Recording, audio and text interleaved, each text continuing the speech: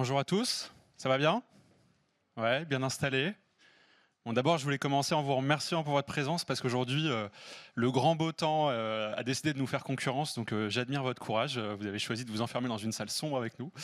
C'est d'autant plus appréciable.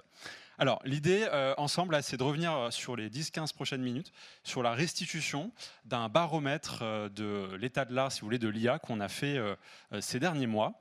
Avant ça, peut-être un mot pour me présenter. Donc, je m'appelle Aurélien Magnan, je suis partenaire au sein du groupe Human Skills en charge des activités data et IA. Je vais juste prendre la zapette pour pouvoir switcher les slides, je ne la trouve pas. Merci Margot.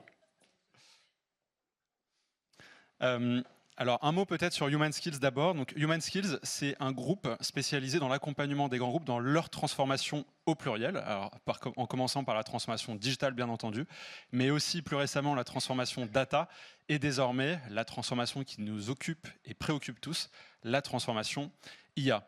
On est un groupe d'un peu plus de 600 collaborateurs, on est organisé en 6 pôles, un pôle data et IA, sans surprise, un pôle digital, un pôle communication et marketing, un pôle HR et un pôle cyber et IT. Et on accompagne nos clients sur un peu tous les formats d'intervention, donc la délégation de nos équipes dans les équipes de nos clients, ce qu'on appelle un format régie ou mission, des missions au forfait en mode conseil ou production, mais également du recrutement et de la formation. Donc l'idée, c'est vraiment de vous proposer tout un panel de formats de collaboration. Et plus précisément sur l'IA, donc ça fait plus de 4 ans qu'on a un pôle R&D au sein duquel on investit significativement avec des chercheurs en IA et une démarche de R&D appliquée à des cas concrets pour nos clients, de façon à développer des convictions fortes et des méthodologies éprouvées dans le cadre de nos missions. Et concrètement, ça nous a amené à déployer plus de 60 agents IA en production chez nos clients sur différents secteurs d'activité. Et donc c'est fort de cette expérience qu'on a pu aussi mener cette enquête que je vais maintenant vous restituer. Petite question pour commencer. À main levée, qui utilise l'IA au sens large au moins une fois par mois? Ok, c'est simple, tout le monde. Une fois par semaine? Presque tout le monde. Une fois par jour? Toujours presque tout le monde. Plusieurs fois par jour? Presque tout le monde. Bon, vous avez compris, l'adoption, elle est là. Donc l'enjeu maintenant, c'est comment les entreprises peuvent tirer le plein potentiel de ces technologies que vos collaborateurs utilisent, vos clients utilisent. Parce que si on refait le même jeu, mais cette fois en parlant des consommateurs, si je vous dis Google AI Mode, qui connaît? Beaucoup moins de gens. Google AI Overview. Okay. OpenClaw. Voilà. Donc vous voyez, l'innovation va très vite. Les consommateurs vont potentiellement même plus vite que les entreprises. Vous êtes plus à l'aise dans votre usage au quotidien des technologies qu'en leur application sur les points de contact consommateurs qui vont vous concerner demain dans vos stratégies marketing, digital et autres. Et c'est l'objet de cette enquête que de mesurer comment les entreprises en France suivent le pouls de cette innovation qui va très vite. Je pense que vous le voyez tous les jours, il y a des innovations, c'est très difficile de suivre le fil. Et donc maintenant, je vais vous restituer les 15 insights clés qu'on a eus sur cette enquête. Alors un mot sur la méthodologie. On a recueilli sur les 4 mois d'enquête, de décembre à mars, plus d'une centaine de répondants, de réponses de répondants, dont les 2 tiers sont des décideurs, donc soit COMEX, CODIR, soit dirigeants s'ils veulent. Et pour 90% de ces répondants, ils sont issus d'ETI ou de grandes entreprises. Vous avez quelques-uns des logos représentant le panel ici. Et enfin, on a pu également de temps en temps s'appuyer sur une approche comparative puisqu'on a mené cette même enquête l'an dernier de façon à voir l'évolution au fil du temps. Alors 5 thématiques couvertes dans cette enquête. D'abord, la maturité IA. Ensuite, les cas d'usage gagnants. Quels sont les cas qui sont privilégiés par les entreprises, ceux qui sont plutôt fructueux et ceux qui le sont moins. Les choix de modèles organisationnels, centralisés, décentralisés, fédérés et autres.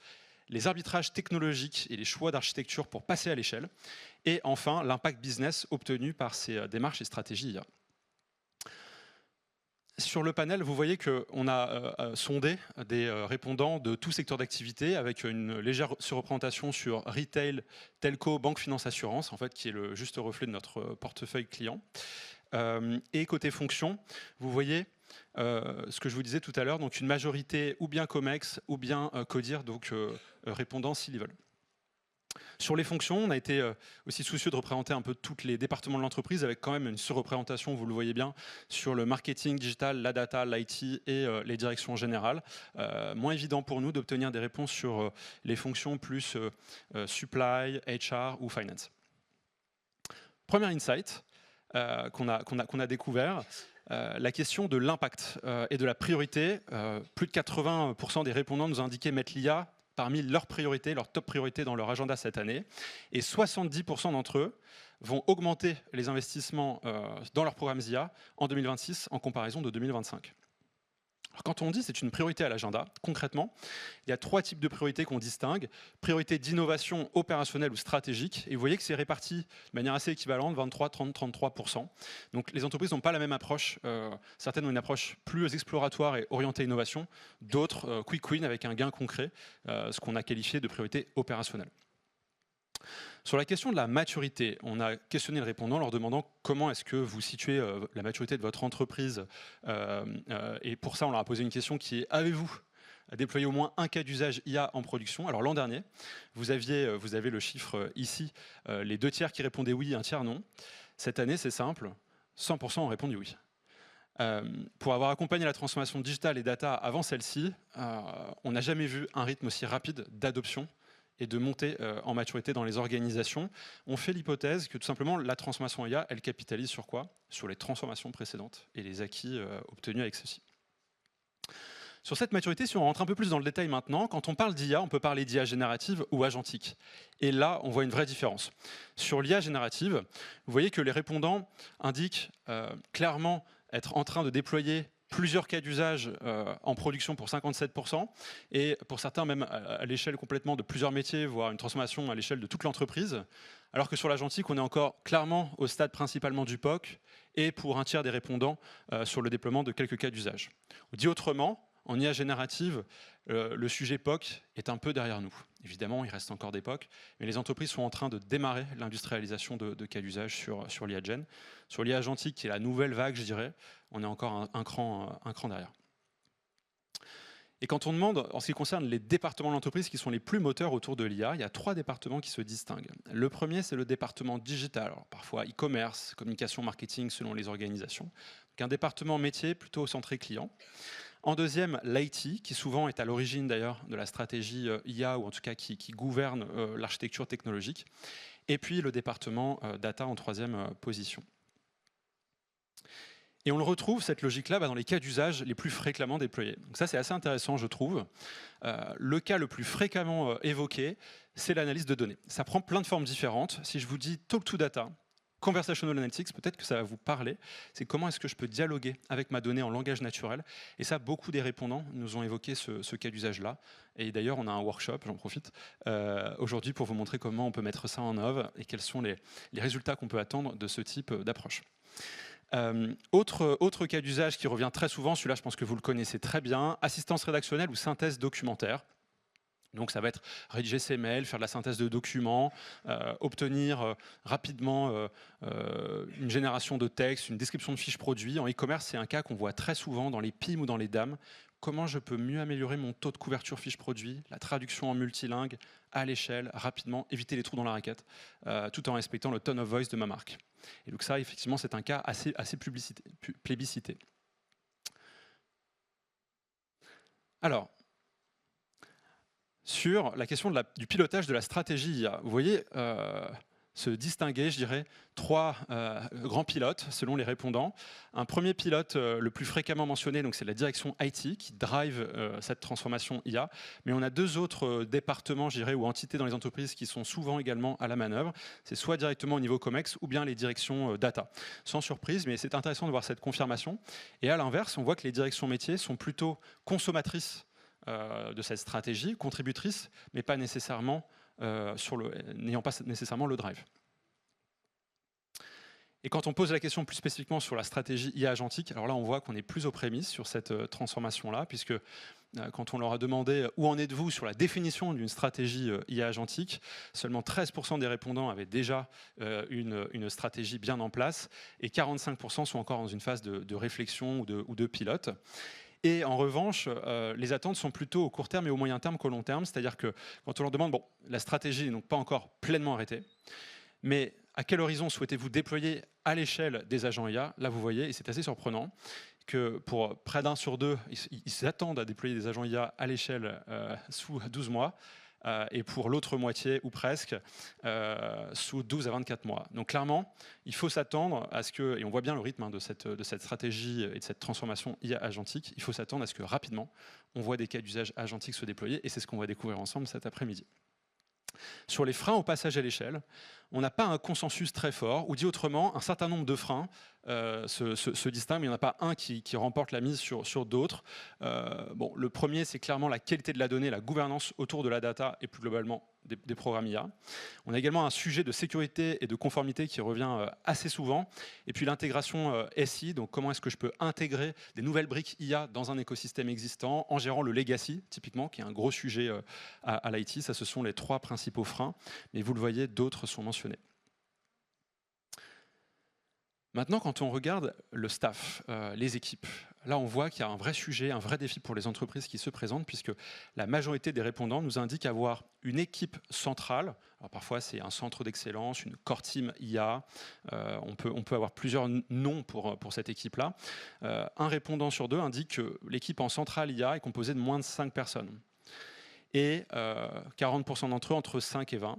Bon, avec une distinction à faire, quand on regarde dans le détail et qu'on segmente par taille d'entreprise, les grands groupes ont sans surprise une fourchette plutôt entre 5 et 20 personnes et les ETI, en moyenne, une équipe de moins de 5 personnes. Mais au regard de l'ambition et des priorités, on voit bien que là, il y a peut-être un sous-dimensionnement des ressources humaines sur ce défi de la transformation IA en centrale.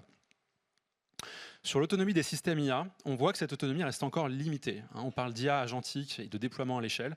Aujourd'hui, ça reste encore un peu timide et ça reste encore plutôt au stade du vœu pieux, je dirais, puisque 87% aujourd'hui des usages agentiques restent limités ou bien à de l'assistance, un peu comme un copilote que vous utilisez peut-être dans votre organisation, ou bien à de l'automatisation partielle. Mais vous voyez qu'il n'y a que 5% seulement des répondants qui nous indiquent avoir des agents IA capables d'agir en autonomie dans le SI de l'entreprise à l'échelle. Et donc ça, on a essayé de le distinguer. Accrochez-vous, cette slide est un peu dense.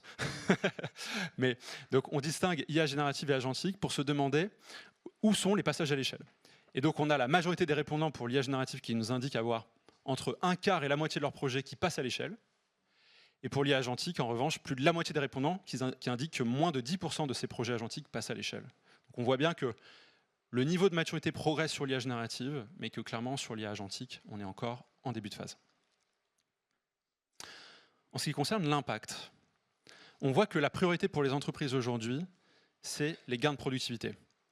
Pas nécessairement la réduction de coûts, pas nécessairement l'amélioration de l'expérience client.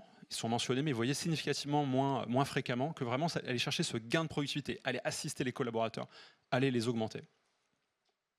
Sur les investissements, à retenir, on voit qu'on a un tiers des répondants qui indiquent maintenir le même niveau de budget que l'an dernier. Aucun ne nous a indiqué baisser les budgets sur l'IA.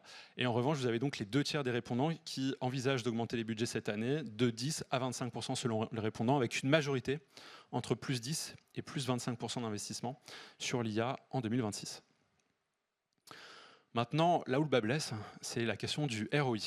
Une démarche de mesure rigoureuse reste à mettre en place, puisque sur 100% des répondants, c'est assez étonnant, nous en avons qu'un sur deux qui a déclaré mesurer le retour sur investissement de sa démarche IA. C'est à la fois étonnant et pas tant que ça, parce que peut-être l'avez-vous expérimenté, c'est pas si simple de s'arrêter sur un indicateur, une unité de mesure pour aller estimer le gain. Certains cas d'usage ont une vocation à être profitables d'un point de vue financier, d'autres sont là pour améliorer l'expérience client, la satisfaction client, dans une démarche de R&D pure. Et donc effectivement, c'est un défi pour les décideurs lorsqu'ils pilotent leur programme IA que de définir les bons indicateurs dans une démarche de portfolio management pour pouvoir bien piloter la valeur de ces investissements IA. Pour ceux qui mesurent, ils sont 1 sur 2 à déclarer avoir obtenu un ROI partiellement ou pleinement satisfaisant. Et pour ceux-ci, vous avez que 17% qui déclarent avoir un ROI clairement démontré. Donc voilà, on voit bien que cette démarche de mesure reste à y prouver et à mettre en œuvre, mais également que les résultats restent encore à obtenir. On est plus dans une démarche d'investissement aujourd'hui que d'aller chercher la rentabilité immédiate sur ces cas d'usage. Je vous remercie pour votre attention et je vous souhaite une bonne après-midi.